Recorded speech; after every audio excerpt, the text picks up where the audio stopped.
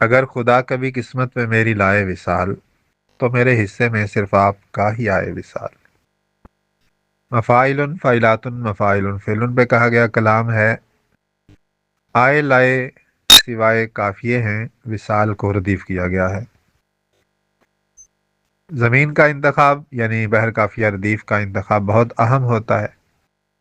بعض اوقات ایسا ہوتا ہے کہ کافیہ ردیف کا ایسا تال میل بنتا ہے کہ ہم ردیف کے ساتھ ایک کافیہ رکھتے ہیں، پیچھے مضمون ہمیں خود بہت سوج جاتا ہے، ہمیں کیا کہنا چاہیے، ایک سے زیادہ مضامین ذہن میں آ جاتے ہیں، پھر ہم ان میں سے کوئی اچھا چن لیتے ہیں۔ اسی طرح جب کافیہ ردیف ہم کوئی ایسا چنتے ہیں جو عام طور پہ استعمال میں نہیں آیا ہوتا، تو وہ منفرد کافیہ ردیف ہمیں منفرد مضامین کی طرف لے کے جاتا ہے، چونکہ وہ پہلے ویسا استعمال نہیں ہوا ہوتا، تو ہمیں پیچھے مضمون بھی تھوڑا سا نیا مل جاتا ہے اور اس کی طرف رہنمائی ہو جاتی ہے کہ ہم ایسا کہیں تو یہ تھوڑا منفرد ہو جائے گا۔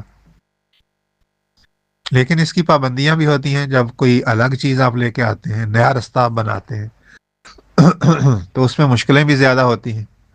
تو جب آپ کوئی نیا کافی ردیف کوئی ایسا منفرد لاتے ہیں جو عام استعمال میں نہیں ہوتا، تو پھر آپ کو اس کی ساری پابندیاں ذہن میں ہونی چاہیے، ان لفظوں کا مفہوم پوری گہرائی سے آپ کو سمجھنا چاہیے، اور اس کافیے کا ردیف کے ساتھ رکھ کے جو تال میل بنتا ہے، جو جس جیسے مضمون کا وہ مطالبہ کرتا ہے، وہ بھی آپ کے علم میں ہونا چاہیے، کیونکہ سارے کے سارے شعر کا مضمون کافیہ ردیف پہ آ کے ختم ہوتا ہے تو وہ اس کے ساتھ ایسے ہی لگے جیسے یہ اسی کافیہ ردیف کا مضمون ہے، اس کے ساتھ زبردستی نہیں بٹھایا گیا ہے، بلکہ یہ اسی کے لیے بنا ہے یہ مضمون۔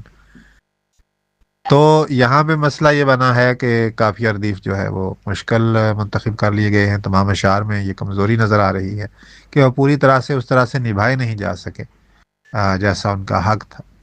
اگر ہم مطلع میں دیکھیں تو کہا گیا ہے کہ اگر خدا کبھی قسمت میں میری لائے وصال، وصال ایسا لفظ ہے، ایسی چیز ہے جس کا تصور دوسرے کے سوا ممکن نہیں ہے۔ ایک بندہ وصال نہیں لے سکتا، ٹھیک ہے، اس کے ساتھ دوسرے کا تصور ضروری ہے۔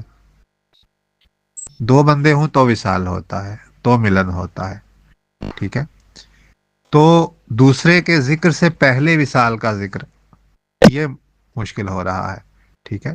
دوسرے مصرے میں اگرچہ اس کا ذکر ہے تو میرے حصے میں صرف آپ کا ہی آیا وصال، آپ کا وصال مجھے چاہیے۔ آپ کا وصال کہنے سے پہلے جو وصال ذکر ہو رہا ہے وہ کیا ہے؟ وہ تو بغیر کسی دوسرے کے اس کا تصور وصال کا تصور ممکن نہیں ہے، تو وصال اپنا پورا مفہوم وہاں پہ ادا نہیں کر پا رہا ہے۔ اسی طرح سے دوسرے مصرے میں آ گیا میرے حصے میں صرف آپ ہی کا۔ میرا حصہ ایسے کہا جا رہا ہے جیسے وصال کوئی بانٹنے والی چیز ہے، جب وہ بٹ رہا ہو تو میرے حصے میں آپ کا وصال آ جائے۔ ہاں ایسے ہم کہہ سکتے ہیں جب جوڑے بن رہے ہوں تو میرا جوڑا آپ سے بن جائے، لیکن مفہوم جو ہے ان لفظوں کے ساتھ جس طرح ادا ہو رہا ہے وہ الگ ہے، اور جو یہاں پہ شعر میں آ رہا ہے وصال کے لفظ کے ساتھ وہ بالکل الگ مفہوم ہے۔ جوڑا بننا اور وصال ہونا، ان کے مفہوم میں فرق ہے، ٹھیک ہے۔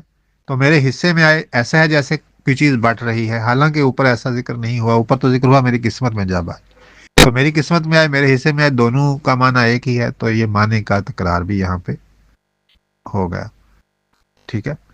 اگر ہم کوشش کریں تو شاید اس مضمون کو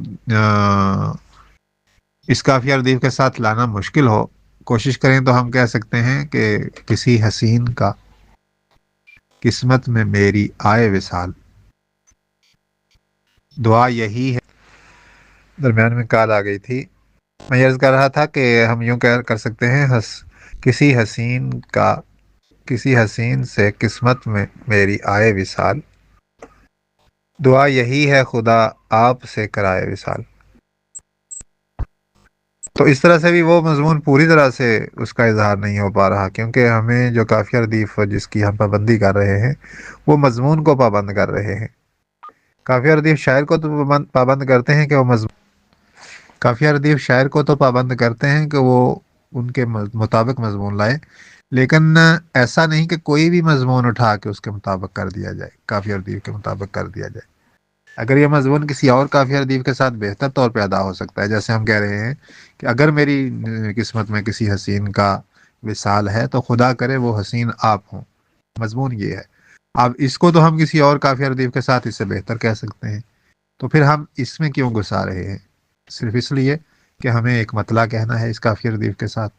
تو ہمیں شاعر کو قافیہ ردیف کا پابند ہونا چاہیے، مضمون کو قافیہ ردیف کا پابند نہیں کرنا چاہیے، ٹھیک ہے؟ ہم پابندی اس طرح طور پہ کریں کہ ہم اس کے مطابق مضمون لائیں، اس طرح نہ کریں کہ کوئی مضمون اٹھا کے اس کے مطابق کر دیں۔ امید ہے آپ یہ سمجھ گئے ہوں گے۔ اگر تو قربت جانا کے شوق سے نکلے تو دل دکھاؤں میں اشیاء تجھے سوائے وصال۔ یہاں پہ بھی وصال کا درست مفہوم نہیں لیا گیا۔ وصال دکھانے والی چیز نہیں ہے، محسوس کرنے والی چیز ہے، ایک کیفیت ہے۔ تو اگر قربت جاں کا شوق دل چھوڑے تو وصال کے سوا دیگر چیزیں دکھائی دیں، وصال خود دکھائی نہیں دیتا، دیگر چیزیں دکھائی دیں، اس طرح سے کہنا شاید مناسب نہ ہو۔ اگر ہم کرتے ہیں اگر تو قربت جانا کی جستجو چھوڑے، شوق سے تو نہیں نکلا جا سکتا، شوق تو رہے گا، جستجو سے حق الگ چیز ہے کہ بندہ پھر اسی چیز میں لگا رہتا ہے۔ شوق دل میں رکھ کے کسی اور کام میں بھی لگا جا سکتا ہے، لیکن جستجو، جب ہم کسی چیز کی جستجو میں لگتے ہیں تو پھر دیگر کاموں سے توجہ ہٹ جاتی ہے۔ تو میرے خیال میں شوق سے بہتر رہے گا لفظ جستجو۔ اگر تو قربت جانا کی جستجو چھوڑے، سجائی دیں تجھے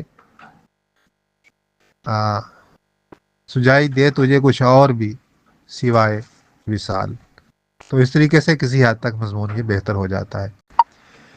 کسی سے ویسے وہ ملتا تو خیر تھی، لیکن کسی سے جا کے ملا بھی تو وہ برائے وصال۔ یہاں پہ وہی مسئلہ ہوا، قافیہ ردیف ایسے ہیں کہ جن کے مطابق مضمون لانا مشکل ہے۔ وصال لفظ کے اندر ملنے کا مفہوم موجود ہے، وصل ملنے ہی کو کہتے ہیں، وصال دو لوگوں کے ملنے ہی کو کہتے ہیں۔ تو ملتا تو ٹھیک تھا لیکن وصال کے لیے ملا، تو یہ تکرار آ رہا ہے بار بار ملنے کے مفہوم کا۔ ہاں ہم کہہ سکتے ہیں وصال ایسے ملاپ کو کہتے ہیں جو تنہائی میں ہو، تام، وصال تام ہم کہہ سکتے ہیں کہ تنہائی میں ملاقات کسی سے میسر آ جائے تو وصال تام ہے، لیکن ملنے کا مفہوم وصال کے اندر موجود ہے۔ تو پھر اس کا ملنے کا لفظ پھر سے شروع میں وصال سے پہلے اس کا ذکر کرنا، یہ تھوڑا مجلک کر رہا ہے مفہوم کو۔ اور پھر اصل میں جو مضمون، جو مفہوم آپ کہنا چاہ رہے ہیں، جو میری سمجھ میں آ رہا ہے، وہ یہ ہے کہ وہ کسی سے ملتا ہے تو ملتا رہے، لیکن کسی کا ہو نہ جائے، کسی سے محبت نہ کرے، کسی سے شادی نہ کرے، کچھ اس طرح کا مفہوم ہے۔ تو جیسا میں نے اوپر عرض کی کہ مضمون کو زبردستی قافیہ ردیف کے ساتھ نہیں بٹھانا ہے، بلکہ جیسا قافیہ ردیف مضمون تقاضا کرے وہاں پہ رکھیں، یا پھر اگر قافیہ ردیف کا آپ نے پہلے انتخاب کیا ہے تو پھر اس سے پوچھیں اسے کیسا مضمون چاہیے، ویسا مضمون لا کے دیں۔ ایسا نہیں ہے کہ صرف قافیے کے ساتھ آپ کے ذہن میں ایک مضمون آ رہا ہے تو آپ نے اسے زبردستی وہاں پہ بٹھانا ہے، ٹھیک ہے؟ تو آپ کو یہ معلوم ہونا چاہیے کہ یہ مضمون جو ہے اس قافیہ ردیف کو نبھائے، اور بہتر ہے کہ اس قافیہ ردیف سے ہٹ کر کسی اور قافیہ ردیف کے ساتھ یہ درست بھی، اس سے اچھا نہ کہا جا سکے، کہا جا سکے چاہے، لیکن اس سے اچھا نہ کہا جا سکے، تو وہ شعر اچھا ہوگا۔ بہرحال مشق، ابتدائی مشقوں میں ایسی غلطیاں جو ہیں، ایسی کمزوریاں جو ہیں وہ رہ جاتی ہیں، آہستہ آہستہ چیزیں بندہ سیکھتا ہے۔ تو اس میں جو چیزیں ہیں وہ میں نے عرض کر دی کہ جو مفہوم آپ کہنا چاہتے ہیں کہ وہ کسی سے بھی بات کرے، بات سب سے کرے، پیار ہم سے کرے، کچھ اس طرح سے شاید کو گیت بھی تھا کہ وہ بات، گفتگو، ملنا جلنا عام جو ہے وہ تو کرتا رہے، لیکن وصال کے لیے وہ کسی سے، مطلب شادی کے لیے وہ کسی کو اپنے لیے پسند کر لے یا کسی کا ہو کے رہ جائے، یہ چیز شاعر کو بری لگ رہی ہے۔ تو اس مفہوم کو، اس مضمون کو اس قافیہ ردیف کے ساتھ پوری طرح سے ادا نہیں کیا جا سکا۔